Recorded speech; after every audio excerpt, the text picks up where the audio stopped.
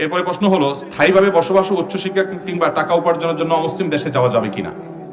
ভাইরা আমার, তিরমিজি বর্ণিত এক হাদিসে নবী করিম সাল্লাল্লাহু আলাইহি ওয়াসাল্লাম বলেছেন, আনা বারিউ মিন কুল্লি মুসলিমিন ইউকিমু বাইনা আযহুরিল মুশরিকিন। অর্থাৎ আমি সেই সকল মুসলমানদের ব্যাপারে কোনো দায়িত্ব নেব না, তাদের ব্যাপারে আমার কোনো দায়িত্ব নেই যে মুসলমানরা মুশরিকদের মধ্যে বসবাস করে, তাদের ভেতরে বসবাস করে। অর্থাৎ এমন জায়গায় বসবাস করে যেখানে শিরকের ছড়াছড়ি, সেখানে শিরকের আয়োজন আছে, মানুষ ব্যাপকভাবে শিরকে লিপ্ত, কুফরিতে লিপ্ত, এরকম পরিবেশে যদি মুসলমান গিয়ে বসবাস করে, তাহলে সেক্ষেত্রে সেই পরিবেশের দ্বারা প্রভাবিত হয়ে তিনি যদি ধ্বংস হয়ে যান, নবী সাল্লাল্লাহু আলাইহি ওয়াসাল্লাম বলেছেন তার দায়িত্ব আমি নেব না। এজন্য ভাইরা, অমুসলিম প্রধান দেশে আপনি পড়াশোনা করার জন্য গেছেন, জায়েজ হতে পারে, সেখান থেকে আমি জ্ঞান অর্জন করলাম, শিক্ষা অর্জন করলাম, করে চলে আসলাম, ওকে, এটা ঠিক আছে। আপনি সেখানে গেছেন ব্যবসা বাণিজ্যের জন্য, মিটিং এর জন্য, ওকে, এটাও ঠিক আছে। আপনি সেখানে গেছেন সরকারি বেসরকারি কোনো কাজে, ঘোরার জন্য, শিক্ষা অর্জনের জন্য, ঠিক আছে। কিন্তু আপনি সেখানে গেছেন কেন? একটু হালুয়া রুটি খাওয়ার জন্য, একটু পনির খাওয়ার জন্য, একটু সুখে শান্তি থাকার জন্য। আমাকে গতকালকে না জানি পরশু এক যুবককে জিজ্ঞেস করলাম কি করে না করে, তো পড়াশোনার কথা বলে টলে আমাকে বলতেছে যে ইনশাআল্লাহ কানাডা যাবো ভাই, নিয়ত করছি, দোয়া করিয়া।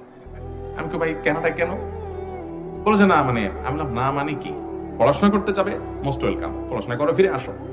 আমাদের দেশ থেকে যে সমস্ত যুবক ভাইয়েরা বাহিরে চলে যান, বিশেষ করে পশ্চিমা দেশগুলোতে, এদের ম্যাক্সিমাম আর ব্যাক করে না, বরং দেশে জমি জমা যা আছে এগুলো বিক্রি করে টাকাটা ডলার করে নিয়ে যায়। ঠিক না ঠিক? এক মধ্যপ্রাচ্য প্রবাসী, এই কপাল পড়া ভাইয়েরা আমার, যেহেতু সেখানে নাগরিকত্ব পাওয়ার সুযোগ নাই, সুযোগের অভাবে শতবর্ষ, তারা যা কামাই করে সব রেমিটেন্স আকারে দেশে পাঠায় আর দেশের অর্থনীতির চাকা ঘুরায়। তো যারা ইউরোপ আমেরিকাতে থাকেন তারাও আমাদের ভাই, আমাদের অনেক প্রিয়জনরা সেখানে আছেন, তাদের প্রতি আমাদের ভালোবাসা আছে। আমি বলছি যে সেখানে আপনি শুধুমাত্র সুখে দিন যাপন করবেন, সেজন্য সেখানে বসবাস করবেন। অনেক ভাই বলেন, ভাই এই দেশটা বসবাসের কোনো উপযোগী, এই ধুলা বালি দূষিত একটা নগরী, পু দেখেন, এটা কথা বলতে পারতেছি না, টিটিতে জ্বালায়। আপনার সেই সমস্ত দেশে কেউ কারো ডিস্টার্ব করে না। আপনি জাপানে যাবেন, দেখবেন মানুষ রাস্তার পাশে কথা বলে, যদি কথা বলতে হয় ফোনে, হেডফোনে কথা বলে, আস্তে আস্তে কথা বলে, কারোর জন্য ডিস্টার্ব না হয়। আমি নিজে অবাক হয়েছি, অনেক দেশে যাওয়ার সুযোগ হয়েছে আমার, দেখলাম যে অমুসলিমরা তারা কত কত অন্যের অধিকার পরে সচেতন, এদেশে বসবাস করার সুযোগ নেই। তো আমাদের এই অজুহাতে অনেক যুবক ভাইয়েরা বাইরে গিয়ে পাড়ি জমায়। ভাই ভালো করে শুনে রাখেন, অমুসলিম প্রধান দেশে, কাফিরদের দেশে যদি আপনি গিয়ে স্থায়ীভাবে বসবাস করেন, আপনার সে বসবাস করার বৈধ হওয়ার একটা প্রধান মাধ্যম হলো আপনি সেখানে বসবাস করবেন দাওয়াতের নিয়তে, যে আমি সেখানে সেখানকার মানুষদেরকে ইসলাম প্রচার করব, দাওয়াত দিব, তাদেরকে ইসলামের দিকে আকৃষ্ট করব, ইসলামের সৌন্দর্য আমার আচার আচরণ দিয়ে, আমার দাওয়াত দিয়ে আমি ফুটিয়ে তুলবো।